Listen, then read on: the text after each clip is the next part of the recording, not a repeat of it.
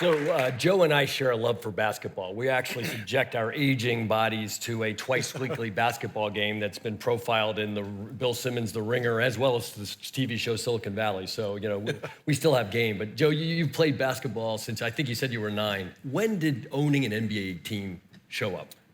Well, first of all, thank you to Google for inviting me here. And I invited Jeff because Tuesday morning, we're always together. We play basketball at 6:45 every Tuesday morning. Yeah. And we're not there today, but we're together anyway. There you go. Thank you On the hardwood. But actually, in my case, it's kind of an unusual thing. It's a dream situation where I can remember the day, and I tell the story all the time. I was 9 years old. I grew up in New Bedford, Massachusetts, a small town south of Boston. And I played sports, played basketball, baseball, and so on. But I went to a boys' club, and I saw my first indoor hardwood floor. I don't think this is hardwood. I think this is fake wood. But I saw my first hardwood floor when I was 9 years old, and I got so excited by it. I can remember it like it was yesterday. I don't know what it was. Chills, shivers, whatever. And all my life, the Celtics were great in the 60s, and I had great love of basketball. I decided that someday, if I ever became rich enough, I was gonna buy an NBA team. And it all started there 50 years ago. Oh, that's fantastic. So now, fast forward, you had this successful career as a venture capitalist, and the oracles, the warriors come for sale. And the lead, the de facto presumed winner is Larry Ellison, one of the richest men in the world. How did you end up with the team? Well, sometimes you have to overpay for things. At the time, if you really want it, you've got to go get it. And I had been looking for a team for a long time. Actually had failed at acquiring a team several times. Got to a point in my life where I figured I'd been successful in venture capital, your field as well, and it was either gonna happen or not happen. It was our hometown, the Bay Area, and unfortunately we were going up against several very wealthy individuals, including Larry, who could have obviously written the check at any moment. But bottom line is we fought really hard to get it. It's a long story. We paid what was then the largest price ever paid for an NBA team, $450 million, probably $100 million more than people thought it was going to go for. It was a team in disarray. It was a team that had been to the playoffs once in 17 years. By the way, 16 out of 30 teams go to the playoffs if you're not familiar with the NBA. That's over half. So the odds were not very good that you could only go once in 17 years. I figured something could be done about that. But we really didn't have a very good basketball team. We didn't have very good business. But it was the Bay Area. There was obviously a lot of potential. It was a very, not the largest market, but a good market. And we decided we were going to make it happen no matter what and get it, and we did. So we talk about investment thesis all the time in our Monday meeting. What was the investment thesis for buying the team?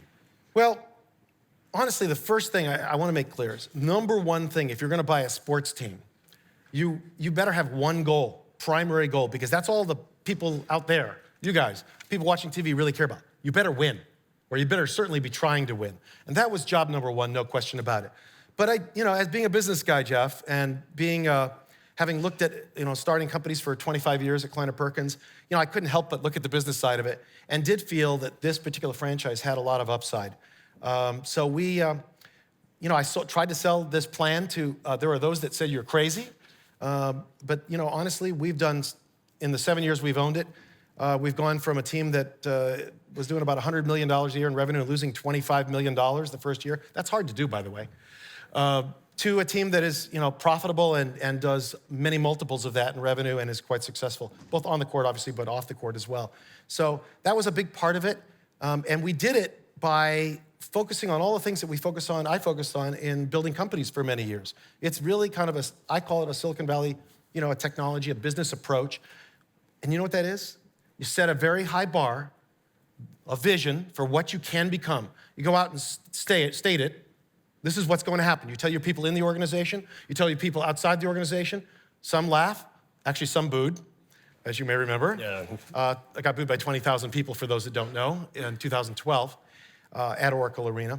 But your fiance didn't boo. It was like 19,900. Sorry. She cried. That was the one that cried. Okay. It was a very bad situation. But the truth is, we had a plan to turn it around by hiring the best people, creating this vision, then going out and hiring the very best people we could at every level of the organization and saying we were going to be relentless, absolutely relentless in our pursuit of excellence every single day in every aspect of the organization.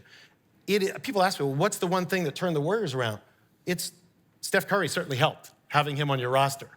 And he was a rookie when we got the team. Everyone else is different since then, the entire roster. But really, the truth is, it's not one big thing. It's not even one or two inflection points. It's every little thing. When you're building a company, when you're building a business and I learned this in the startup world with some of the most successful companies, watching them, it's every little thing every day that matters. And that's the way we approach our business. And even today, we are, frankly, relentless about being better. Every single year, we want to get better.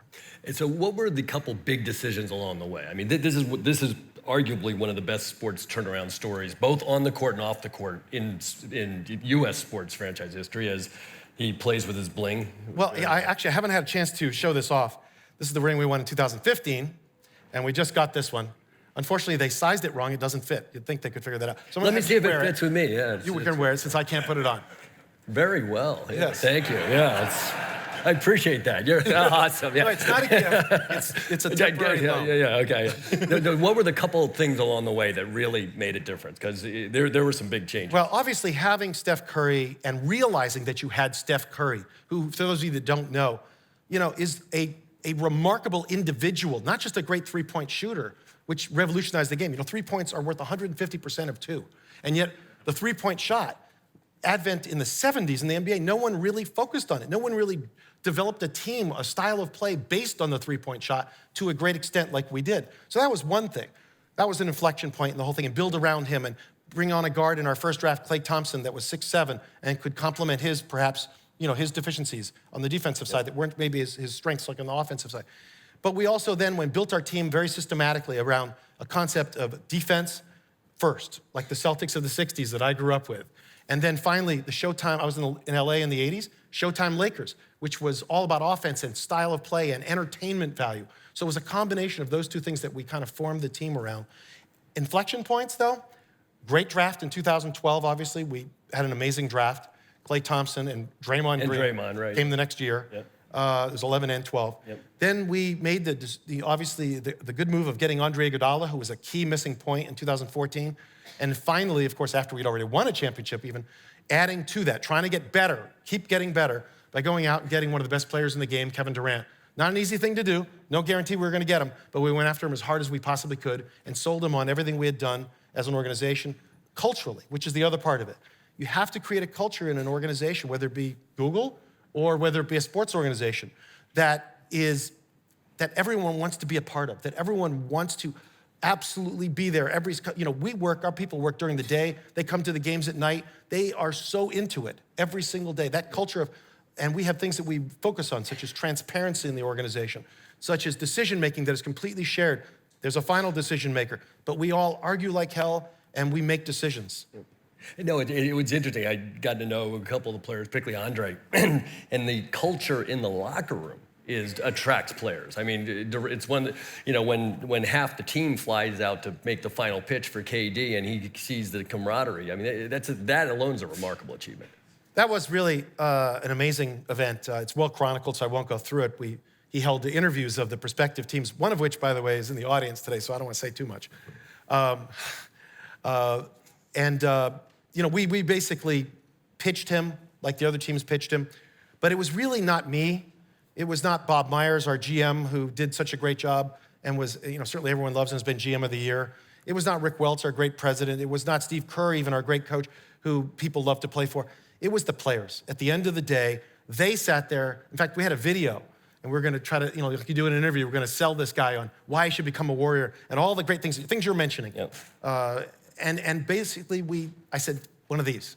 Just like the movie The Dictator, where he goes like this. I just kill it because these guys are doing it. They're doing the whole thing. You just got to learn to shut up sometimes. Yep. Steph Curry saying, I don't need to be the center of the universe. I want to share the spotlight. Draymond Green, telling him all the reasons, obviously very aggressive salesman, if you know Draymond Green. Yes. Klay Thompson sitting there in the most humble of ways in selling someone. And what did he do? He said, honestly, I'm just going to keep shooting the same amount. There's just going to be more open shots. That's what he said during the interview. I was like, oh my God, he's not sacrificing anything. But Kevin got it, right? And so we had these four guys, Andre Iguodala, had been around and been in organizations that he didn't enjoy being at.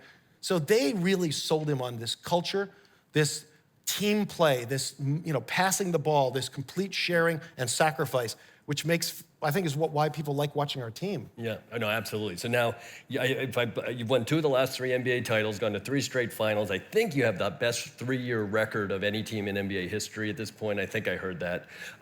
Yet the West is just getting stocked with talent. I mean, it's just the Rockets, just all the teams. How do you stay on top of it?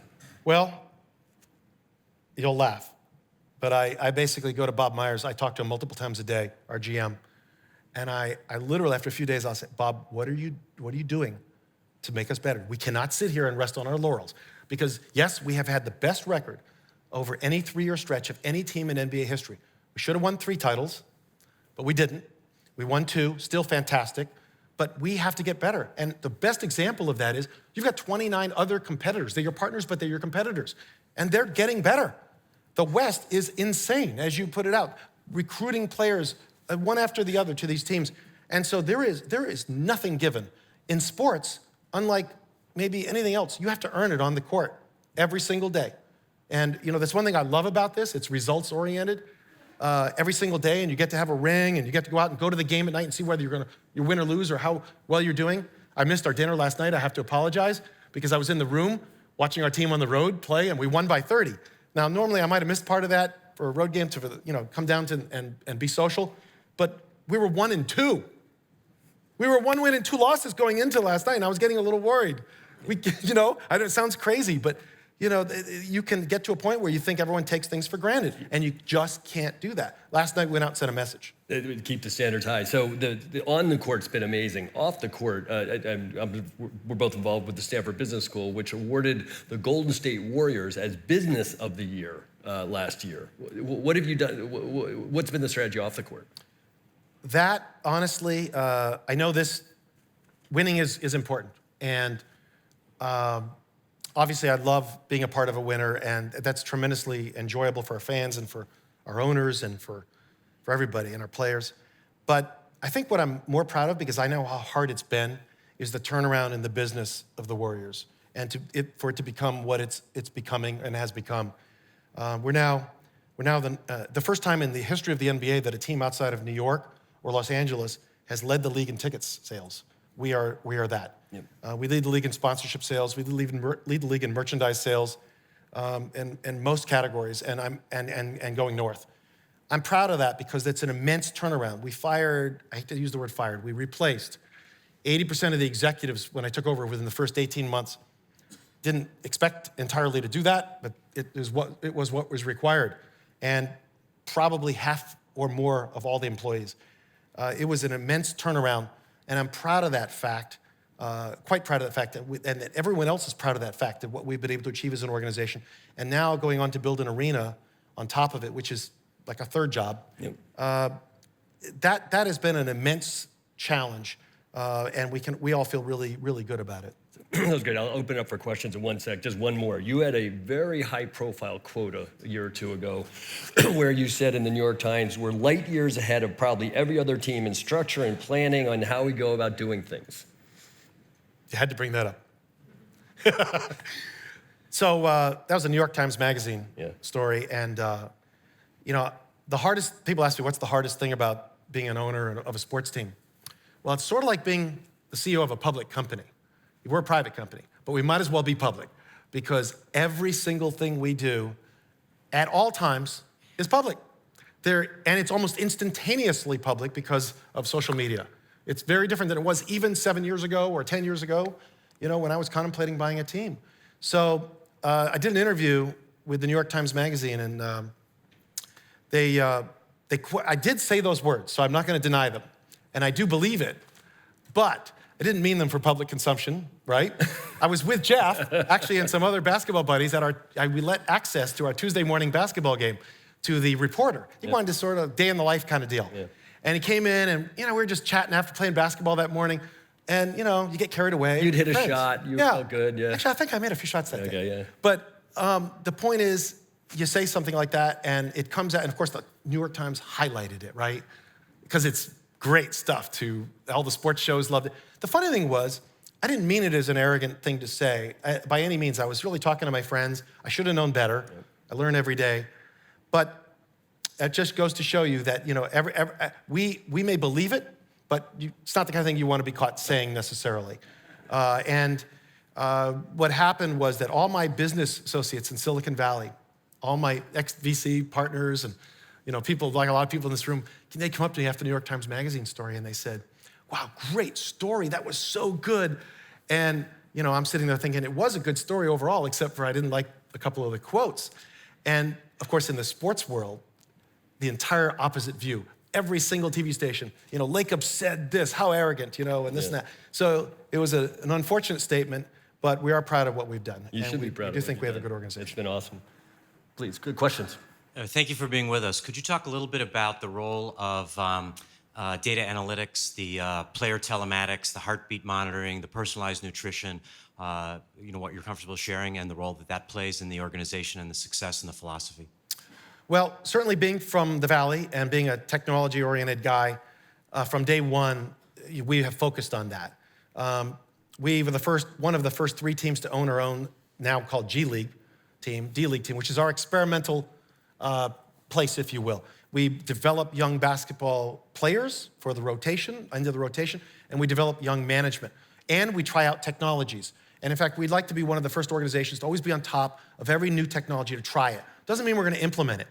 And the really funny thing about your question to me is we won the MIT award for the most technologically advanced sports organization. We actually had one full-time guy doing it. It's a lot of people pitching in, and we do focus on it, but we're pretty mixed about how we evaluate it. We, for instance, one of the first things I did was bring on Jerry West. 50 years as a player, coach, GM, the most successful GM maybe in the history of the league.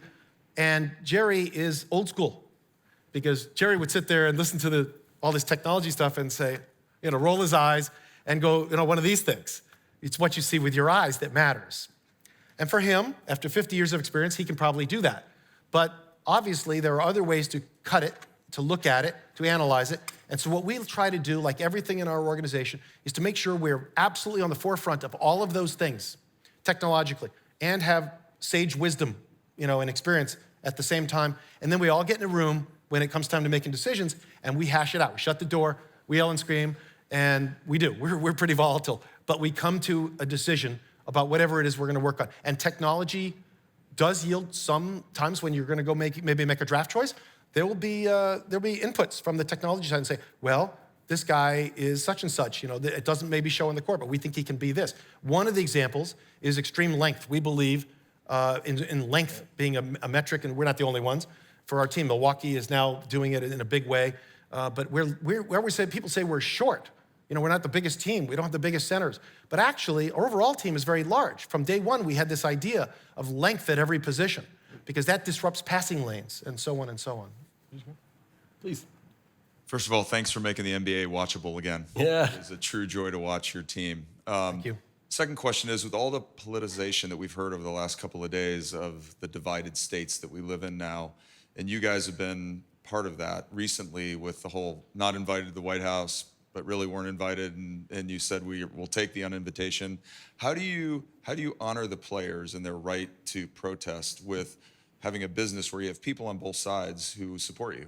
How do you think about that? And then, your opinion on how your team has gone through this relative to the other sports controversies going on?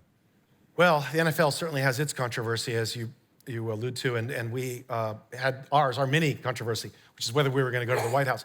And I worried about this all summer, to be honest, how to handle this. I personally have my own views, which is that dialogue is always better. And I told the players this, I said, I personally would go speak. I would take the opportunity to go speak with the president, regardless of what you think about him. And I happen to agree with my players on most of how they feel about this, to be clear. But I felt dialogue's better than not dialogue. Let's make use of this. I would always rather talk than not talk. So that's sort of my overall feeling about it. I presented that to the players. I spoke to them directly. But I think, it was unfortunately not a decision to be made, as you know, because on that earlier that morning when we were going to make our decision, and they all knew we were going to make our decision on whether to go or not. And I don't know exactly how it would have turned out, whether we would have attended the White House. I think I know, but I'm not positive. The president put out a tweet uninviting us, so it really didn't matter. Now, what we do with that, however, going forward is important. We are going to be in Washington, D.C. when we visit playing the once-a-year game with the Eastern Conference team there, the Wizards, and we're discussing what we're going to do there. Should it be a political statement? Should it not be a political statement? Should we actually do something that matters, that makes a difference, and show that we're doing by example? These are the kinds of things we're going to evaluate, and we have a little bit of time. And this is about to be the last question. Please fire away. So the other NBA teams you said are competitors, but they're also partners, which is unusual in kind of the business world. And so to a large extent, I think a rising tide lifts all boats with the television contract and the like. And being a lifelong Knick fan, I'm wondering, is there anything we can do to get the team out of the Dolan's control so we can start to have a winning team? I thought you were going to say, was there anything I could do to turn the team's fortunes around the next? And I don't know that I can help you on that. I don't want to criticize certainly any other owner by any means. Ownership does matter in this league, and being there, I believe, being local, being present, being the face of the franchise. Taking the lumps and he's taking some lumps, taking the lumps as well as all the, when you have 1.5 million people at a parade. These are all the things that you want to be prepared to take both sides of that and accept that and take responsibility for what your team is doing and how they're performing. I don't know how, he's obviously trying to turn that team around in his own way, has not had a lot of success. You can only hope that, now they're turning the corner, I guess, as a New York Knicks fan. Why don't you become a Warrior fan? Where do you live? I live in New York. It's gonna be... Yeah, well, we take fans from everywhere. It doesn't matter. We're a global brand now. Anyway, please join me in thanking Joe Lacob for coming.